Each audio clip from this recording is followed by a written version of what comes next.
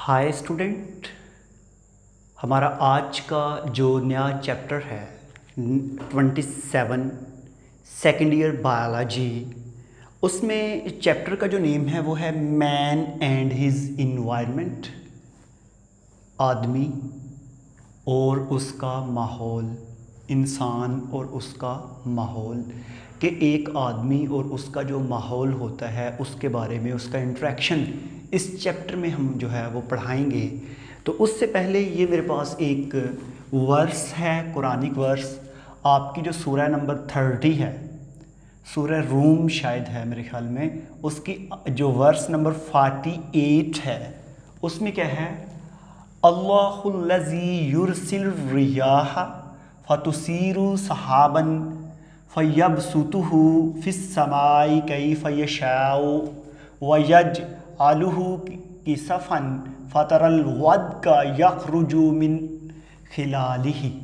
ये जो आपके पास वर्स है इसका मतलब ये है कि अल्लाह ताला हवाएं चलाते हैं, चलाने के बाद जितने भी बादल हैं वो उभरते हैं और उभरने के बाद वो जो पानी है, आपको पता है जब ज़मीन पे हवाएं चलती हैं तो वो पानी को साथ लेके आसमान की तरफ जाती हैं, बादल वहाँ पे फिर फैलते हैं और फैलने के बाद वहाँ पे क्या होता है, उन्हीं से ही फिर बारिश जो है वो जन्म लेती है, पैदा होती है और वो ज़मीन पे आती है। और आपको पता है ज़मीन पे आके डिफरेंट प्लांट्स उससे ग्रो होते हैं और वो प्लांट्स फिर एनिमल्स की लाइफ के लिए बड़े इंपॉर्टेंट हैं। तो इस चैप्टर के अंदर हम उन तमाम रिसोर्सेज के बारे में हम पढ़ेंगे जो अल्लाह ताला के दिए हुए हैं हमें। तो हमारा जो चैप्टर है मैन एंड हिज इन्वायरमेंट, आदमी और उसका माहौल, जब आप स्टूडेंट इस चैप्टर को देखते हैं ना तो इसमें सबसे पहला पॉइंट जो है वो है part of earth. According to biology हमारे पास 4.6 बिलियन ईयर्स अगो हमारे पास ये ज़मीन की लाइफ है कि इतने साल पहले ज़मीन बनी। इसको हम 4600 मिलियन साल भी कहते हैं, ठीक है। उस वक़्त जब हमारा प्लैनेट बनता है उस वक़्त तक के हमें एविडेंस हैं, लेकिन हमारी ज़मीन पता नहीं उससे पहले कितनी देर की बनी हुई है, क्योंकि कहते हैं कि उस वक़्त ज़मीन प्लाज्मा स्टेट में थी, इनफाइनाइट टेम्परेचर था, उस वक़्त के हमारे पास कोई भी एविडेंस नहीं है। बट जो ज़मीन पे जो हमें प्रूफ मिले हैं, जो एविडेंस मिले हैं, उनके मुताबिक जो ज़मीन है इसकी लाइफ कितनी है, 4.6 बिलियन ईयर्स अगो। तो जब ज़मीन बनी तो ज़मीन के ऊपर Aahista Aahista different living organism different Ira's में उसके ऊपर पैदा होती गई। समझ आ रही है? डिफरेंट अदवार जो हैं, आपने फर्स्ट ईयर में फर्स्ट चैप्टर में एक टॉपिक पढ़ा था जियोलॉजिकल टाइम स्केल, उसमें आपने पढ़ा था Proterozoic, Palaeozoic, Mesozoic and Cenozoic. Okay, तो हमारे पास जो है जो मैन है वो अर्थ का एक पार्ट है। इंसान जो है वो ज़मीन में उसका एक हिस्सा है, वो एक हिस्सा रखता है ज़मीन पे। तो हम अर्थ का एक पार्ट हैं क्योंकि दुनिया में जितने भी लिविंग ऑर्गेनिज्म हैं उन तमाम का एक हिस्सा है।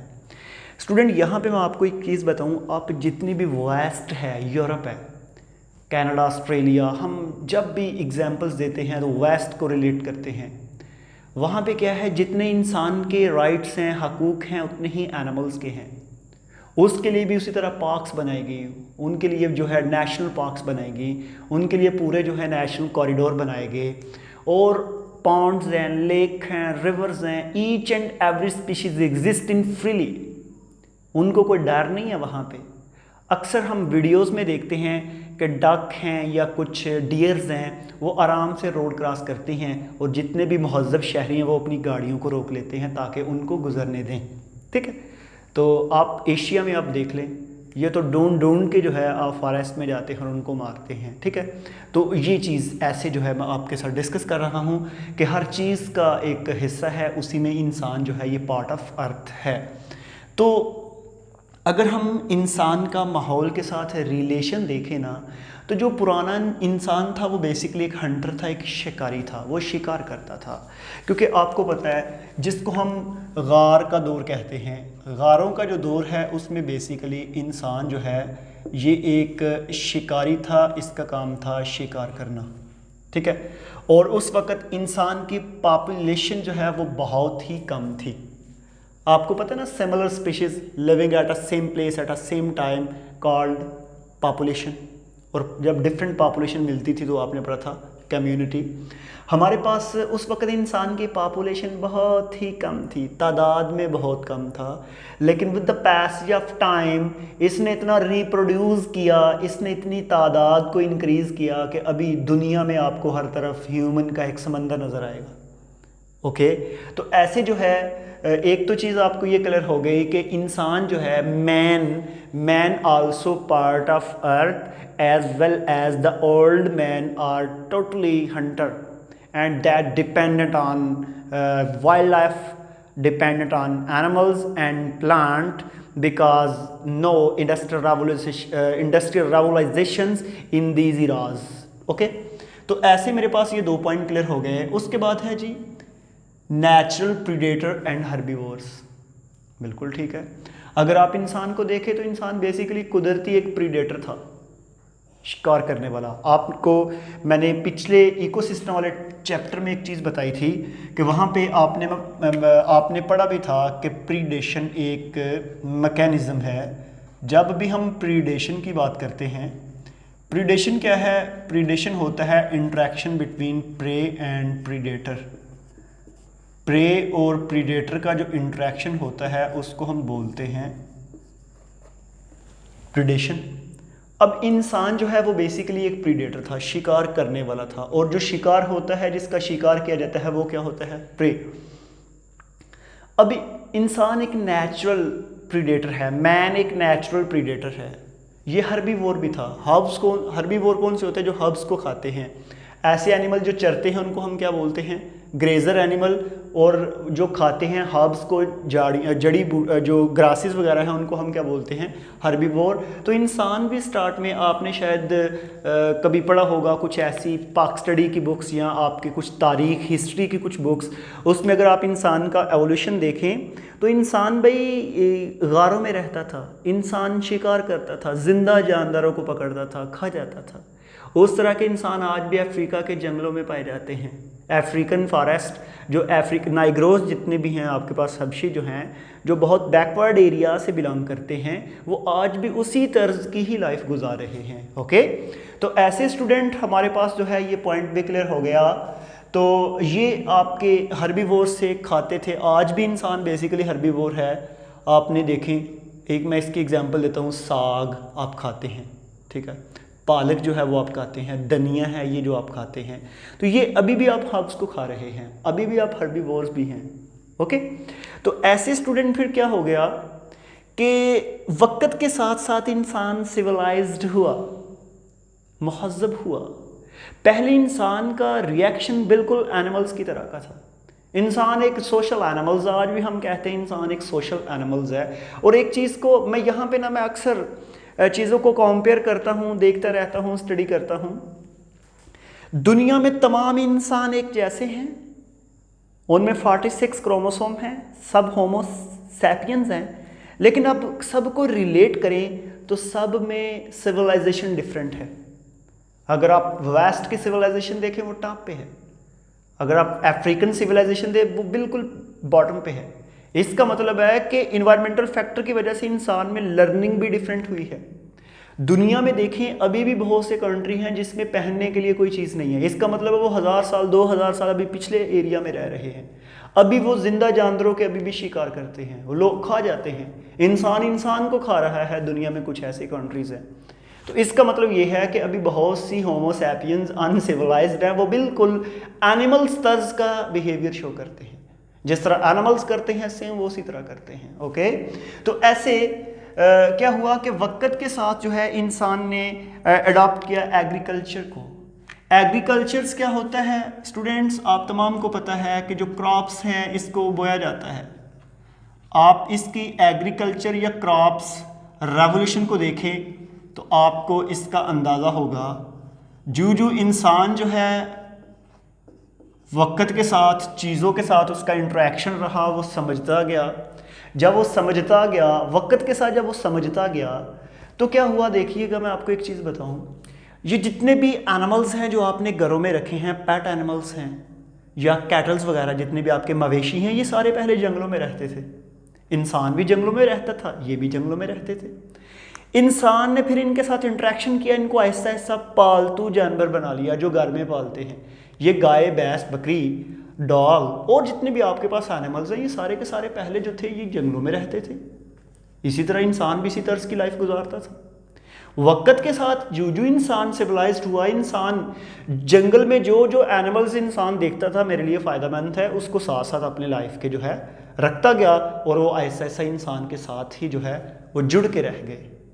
ओके, तो ऐसे इसी तरह जब किसी भी फॉरेस्ट से इंसान कोई प्लांट से फ्रूट उतारता था, खाता था, या कोई दाने उतारता था, खाता था, तो बाद में इंसान ने क्या किया कि उन्हीं फ्रूट और सीड जो है उनको कलेक्ट किया और जहाँ पे रहता था वहाँ पे उसने ज़मीन में लगाना स्टार्ट कर दिया। इस तरह किसका कॉन्सेप्ट आना शुरू हो गया? क्रॉप्स का।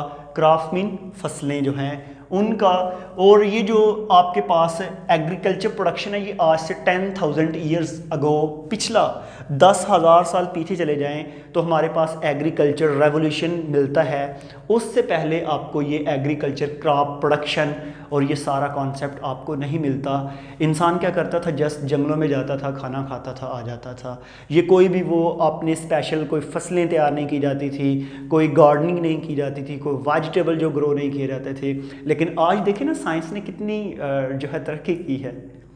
साइंस ने किस तरह के डिफरेंट वैरायटी के आपके पास प्लांट है, आपके पास एनिमल्स हैं, इसके अलावा ट्रांसजेनिक फ्रूट हैं, वेजिटेबल हैं, वो चीज़ें जो आपके अवेलेबिलिटी से दूर थी, आज वो हर चीज़ आपको मार्केट में अवेलेबल है।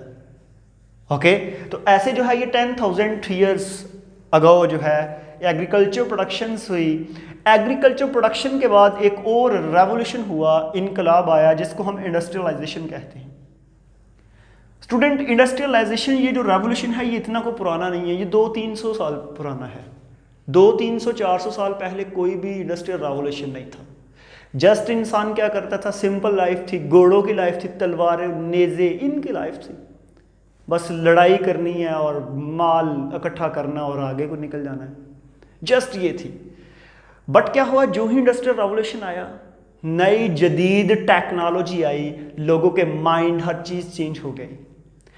मैं अक्सर कुछ ऐसी बातें जब डिस्कस करता था कुछ बैक माइंड वाले लोगों से, तो मेरे साथ उनकी जो है वो काफ़ी बहस होती थी। जिस तरह climate change, weather condition, forecasting कि कल का माहौल, कल बारिश होगी या परसों होगी। जब मैंने ये स्टार्ट में अपने गांव में डिस्कस करना स्टार्ट किया कि जी संडे वाले दिन बारिश होगी, तो लोग कहते थे कि ये क्या पागल, झूठ खुद से।